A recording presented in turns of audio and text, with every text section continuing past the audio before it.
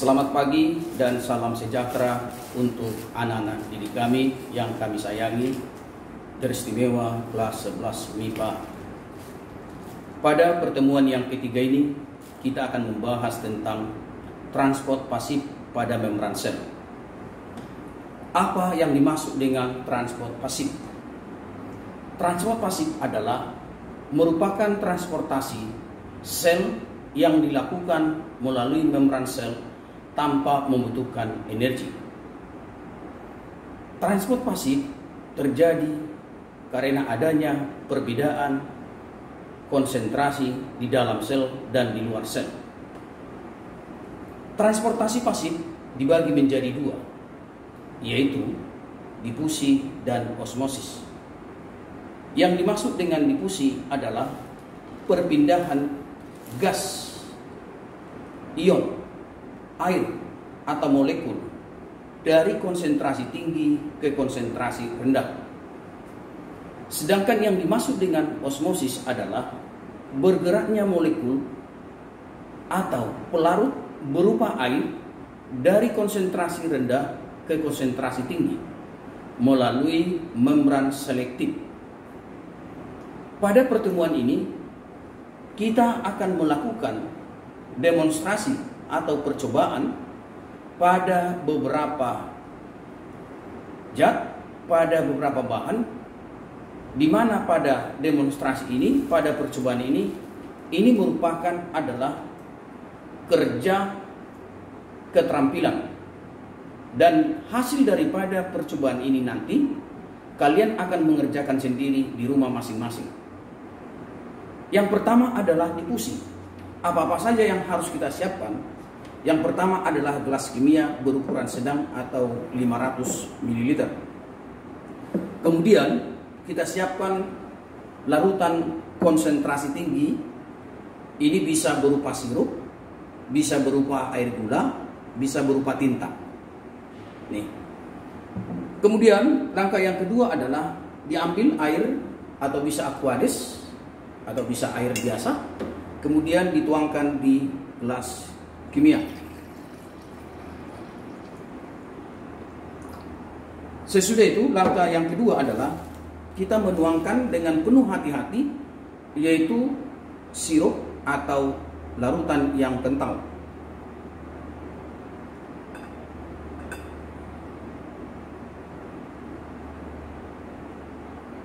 Ingat, tanpa diaduk, ya, tanpa diaduk.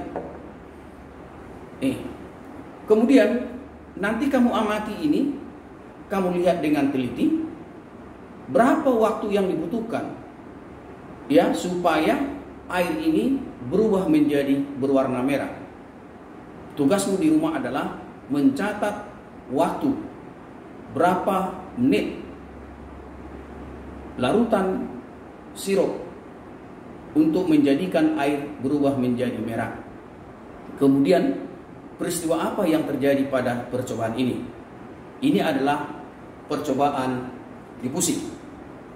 Kemudian langkah yang kedua adalah untuk osmosis. Nih, siapkan wortel atau bisa kentang.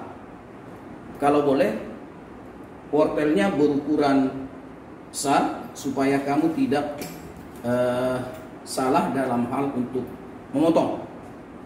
Nah, kemudian kita potong menjadi dua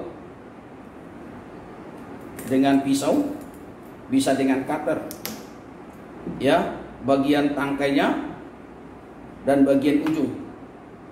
Harus hati-hati nak, ya, harus hati-hati. Nih, lihat, ya, kira-kira 10 cm. Nah, kemudian buat lubang di bagian ujung.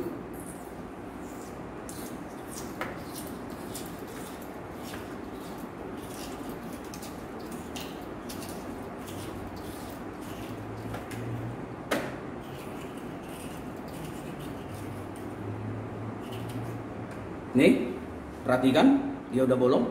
Jangan sampai menembus wortel bagian bawah, ya. Ya, jangan sampai menembus wortel bagian bawah. Kemudian letakkan di cawan Petri atau di gelas kimia. Kalau nggak ada nanti di rumah bisa menggunakan gelas yang transparan. Kemudian nih jatuhkan ke bawah, taruh di bawah atau bisa di sini. Nah, tapi sebelum kamu letakkan di bawah, kamu tuangkan sirup. Tuangkan sirup. Nah, nih. Ini nanti bisa kamu ukur ya berapa tingginya sirup ya. Kemudian letakkan di dalam gelas kimia. Kemudian tuangkan air. Tuangkan air di gelasnya, jangan masuk ke lubang wortel.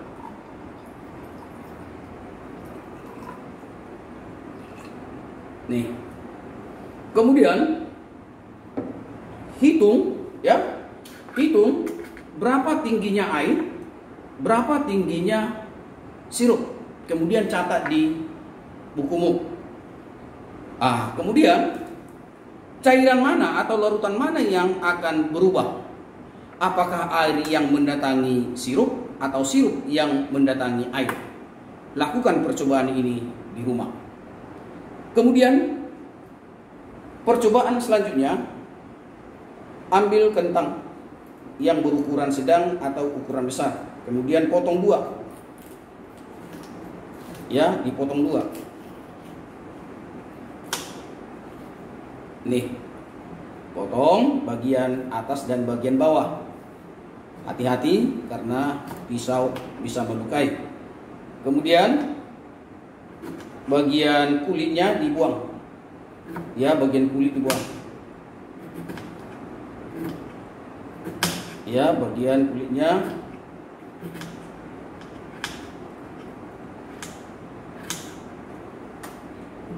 Ini. Ya, ini perhatikan. Kemudian buat lubang sama dengan wortel tadi. Ya, tanpa tembus atau merusak dinding.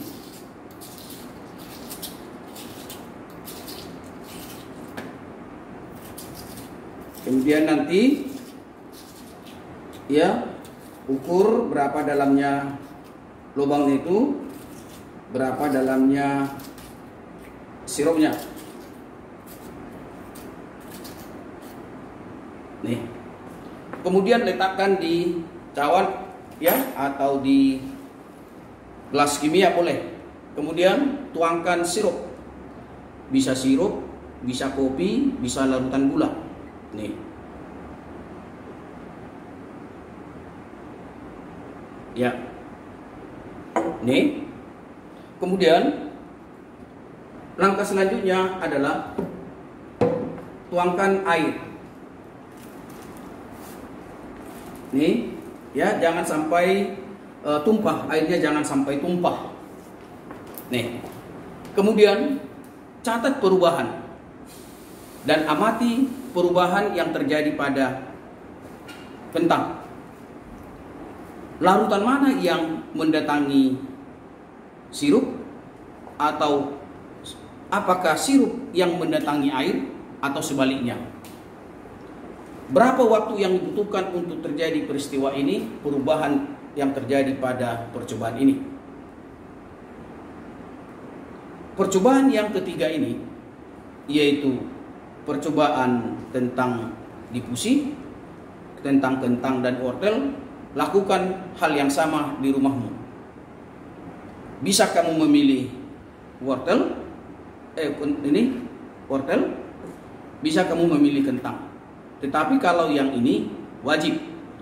Kalau yang dua ini terserah mana yang akan kamu lakukan. Ini merupakan penilaian keterampilan yang pertama. Jadi Bapak harap pada kesempatan ini kamu akan melakukan yang sama di rumah. Jangan menyerah, lakukan yang terbaik. Selamat pagi dan salam sejahtera.